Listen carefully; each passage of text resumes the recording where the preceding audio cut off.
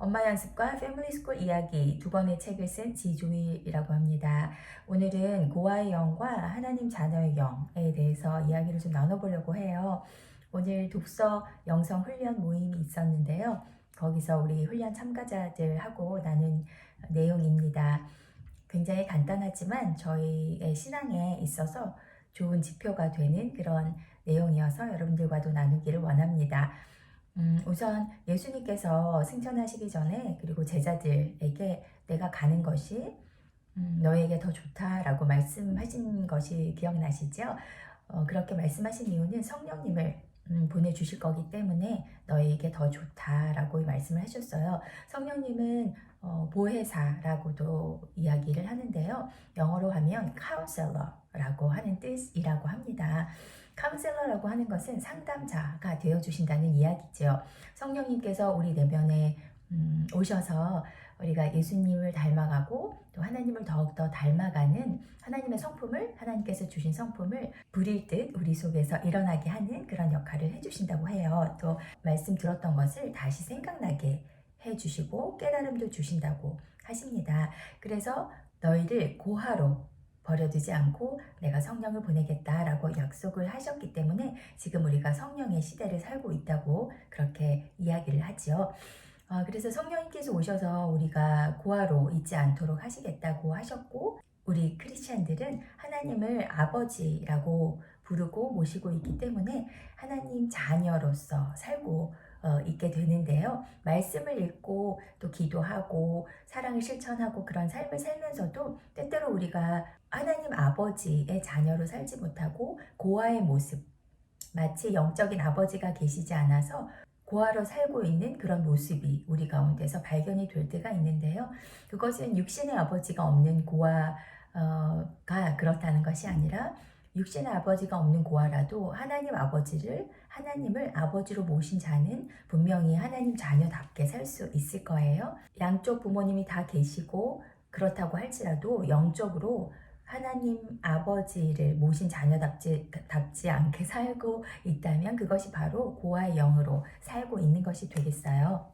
고아의 영으로 살고 있는 사람들은요, 첫째, 굉장히 불안정하겠죠. 부모가 없다면 굉장히 불안한 삶을 살 거예요. 그렇지만 하나님을 아버지로 모신 자는 안정감이 있겠죠. 그래서 일상을 살면서 내가 너무 불안하고 초조하고 염려가 많다면 하나님을 내가 아버지로 머리로는 알고 있지만 가슴으로 진정으로 믿고 있나? 내가 하나님 아버지의 자녀로 살고 있나를 점검하시고 주님께 요청하시면 도와주실 거예요. 하나님 아버지의 자녀로 제가 자녀답게 살고 싶습니다.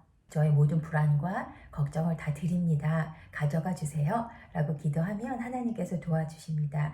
두 번째로는요.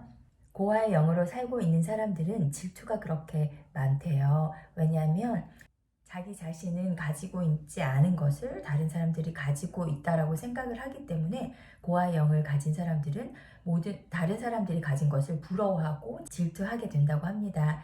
질투한다는 이야기는요, 다른 사람들의 성장을 못마땅해 하고 시기할 수 있다는 그런 이야기가 되겠어요.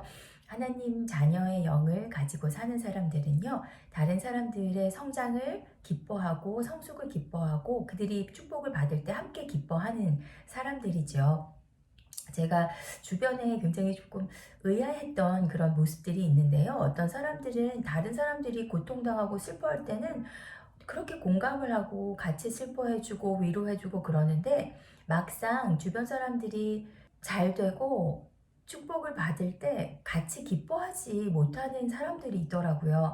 그래서 하나님의 사랑을 아는 사람들인데 불행에 대해서는 공감을 하지만 그들이 받는 축복을 왜 같이 기뻐해 주지 못할까라고 생각한 적이 있었는데 내 말씀을 보다 보니까 그 사람들 안에 한쪽으로는 어느 정도는 하나님의 사랑이 발휘가 될 때가 있는데 또 어떤 것에는 또 질투를 극복하지 못해서 다른 사람들의 잘 될 때 축복해주고 또 좋은 것을 서로 알려주고 그러지 못하는 분들이 있더라고요. 좋은 것을 그냥 혼자만 알고 있으려고 하는 사람들도 있잖아요. 그때는 고아의 영이 갑자기 우리를 찾아와서 그럴 수도 있거든요. 예수님의 이름으로 끊어내고 하나님 제가 더 넉넉한 사람이 되고 싶습니다. 하나님 사랑으로 사촌이 땅을 사도 같이 기뻐해주고 축복해주고 그럴 수 있는 마음을 저에게 주세요 라고 기도하면 같이 그들의 성숙을 기뻐해주고 축복을 기뻐해줄 수 있게 되겠습니다. 세 번째는요. 고아의 영에 사로잡혀서 사는 사람들은 열심히 일을 하고 수고해야지 내가 사람들로부터 인정받고 하나님으로부터 인정받는다고 생각을 한다고 해요. 그런데 하나님의 영에 가득한 하나님의 자녀임을 아는 사람들은 하나님을 사랑해서 감사해서 수고를 하는 거지요. 그 인정을 얻어내려고 수고를 하지는 않는 거고요. 그냥 존재 자체만으로도 나는 사랑받는 사람이다 라는 것을 아는 사람이라고 합니다. 네 번째는요, 고아의 영에 사로잡힌 사람은 성공해야 된다 라고 하는 강박관념이 있겠지요. 아무래도 아무도 나를 지지해줄 사람이 없다라는 그런 생각이 들면 물질적인 것에 그리고 명예적인 것에 더 욕심을 많이 부릴 수밖에 없게 되는 것 같아요. 그것에서라도 안정감을 찾으려고 하는 것이겠죠. 그렇지만 하나님의 사람은 하나님의 자녀라는 것을 자신이 충분히 인정하는 사람은 본질에 충실할 수 있게 될 것이에요. 눈에 보이는 화려하고 어떤 스펙이나 이런 것에 강력하게 쫓아가고 한다기보다 본질적인 것, 고유한 성품에 더 많은 시간을 쏟게 되겠죠. 다섯 번째는요, 고아의 영에 사로잡힌 사람은 다른 사람들을 자신의 성취를 위해서 어떤 목적을 달성하기 위해서 이용하게 될 것이에요. 왜냐하면 자신은 아무도 도와줄 사람이 없다라고 생각을 하기 때문에 사람을 이용의 대상으로 보는 것이겠죠. 그렇지만 하나님의 자녀임을 깊이 인식하는 사람들은요, 사람들을 이용의 대상으로 생각하는 것이 아니라 동반자의 개념으로 생각할 수 있겠어요. 그래서 다른 사람들을 지지해주고 같이 성장하고 윈윈하는 그런 단계까지 나아갈 수 있는 여유가 충분히 확보되는 사람들이겠죠. 여섯 번째로는요, 고아의 영에 사로잡혀서 살 때는 우리가 분노가 조절이 안 되고 굉장히 속에 화가 많이 가득히 담겨 있게 돼요. 그리고 사회를 향한 분노가 있죠. 정확한 대상이 없는데 늘 불만이 가득하고 사랑을 체험받지 못했다고 생각하기 때문에 모든 것에 대해서 불만이 있고 모든 사람이 적같이 느껴지고 그리고 사회 전체가 자신을 대적한다고 생각해요. 그래서 늘 불행을 자초하는 그런 삶을 살게 되지요. 그런데 하나님의 자녀임을 깊이 인식할 때는요, 잠시 사람이기 때문에 화가 날 때가 있는데 그것을 얼른 처리할 수 있고요. 그리고 자초지종을 따져서 논리적으로 생각해보고 현실을 따져보고 진실을 따져보고 화를 다스릴 줄 알게 됩니다. 여덟 번째로는요, 고아의 영을 가진 사람은 자존감이 굉장히 낮죠. 자신이 하나님의 자녀라는 것을 인식하지 못할 때 자신의 존귀함을 알 수 없게 되거든요. 하나님을 잘 알고 하나님의 자녀임을 확신할 때는 자존감이 당연히 높아지겠죠. 왜냐하면 정체성을 분명하게 이해하고 알 수 있게 되잖아요. 그래서 하나님의 자녀임을 깊이 인식하면 자존감도 훨씬 건강해지고 정체성도 확실히 확보하고 알 수 있어서 안정감을 가지고 살아갈 수 있습니다. 아홉 번째로는요, 고아의 영에 사로잡혀서 있을 때는 당장 눈앞에 있는 것만 생각하죠. 장기적인 안목을 가질 수가 없게 되겠죠. 그런데 하나님의 자녀로 살 때는요, 장기적인 안목이 조금은 생기는 것 같아요. 그리고 영원의 시간에 대한 인식이 조금 더 나아지죠.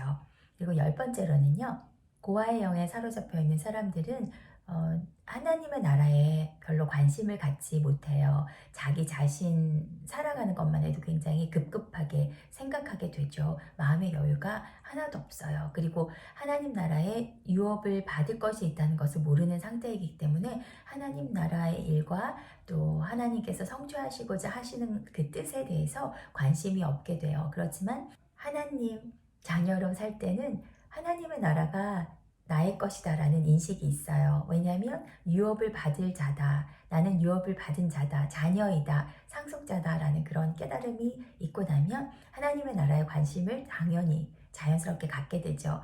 그래서 전도할 수 있게 되고요. 하나님의 사랑을 나누는 일에 앞장설 수 있게 되고 선교지로 나가게 되고 선교사를 파송하게 되고 그리고 선교를 지원할 수 있는 여유가 생겨요. 왜냐하면 하나님의 나라가 곧 나의 아버지의 일이다라는 것을 알면 분명히 같이 동참할 수밖에 없죠. 그것이 내가 유업으로 받을 것이다 라는 뜻은 곧 아버지의 나라가 나의 것이다 라는 인식이기도 하거든요.